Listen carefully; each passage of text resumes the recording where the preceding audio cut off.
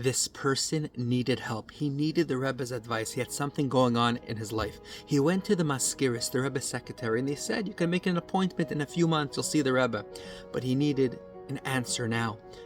Someone told him there's a way to circumvent the whole process. He said, go to the Rebbe's house, and in the morning when the Rebbe goes from his house to the car, ambush the Rebbe, go over then. There's no vetting, and you'll ask the Rebbe what you have to do. And that's what he did. The next morning he went to the Rebbe's house, he spoke to the Rebbe for 6 or 7 minutes, the Rebbe gave him an answer, and he moved on. 2 Bachrim were there and watched what went on.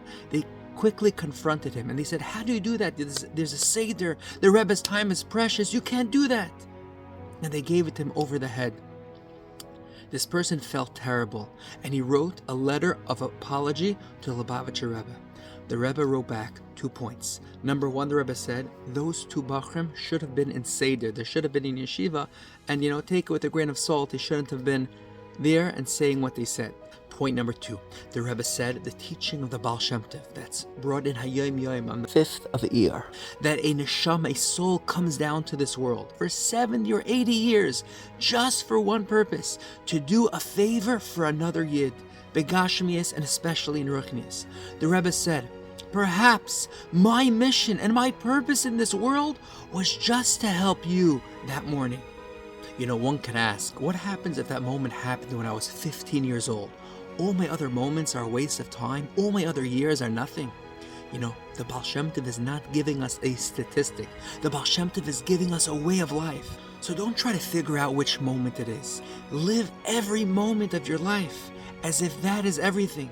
Every interaction, every encounter you have with another person, every request. You look at it, hey, this can be my purpose. This could be the reason my neshama came to this world. So you wouldn't say not now, you would show up.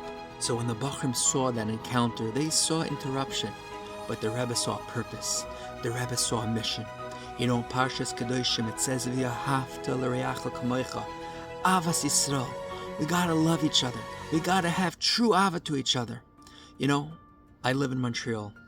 This week, on the 3rd of Iyar, Tufshin Pevav 5786, the Montreal community lost a very special Jew, Harav Tzemach Yosef Yitzchak ben Rabbi Yeshua.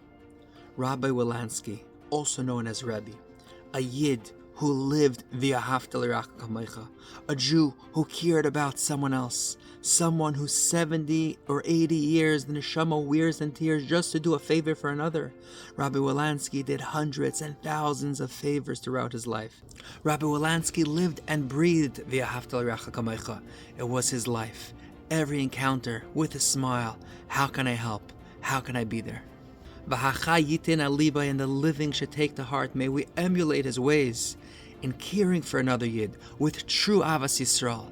May it be kitziv adanu shoich niafar v'hu b'seicham with the coming of Mashiach. Have a wonderful Shabbos.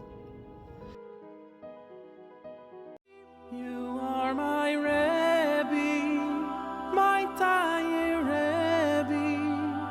You are my Rebbe, li'olam va'ed.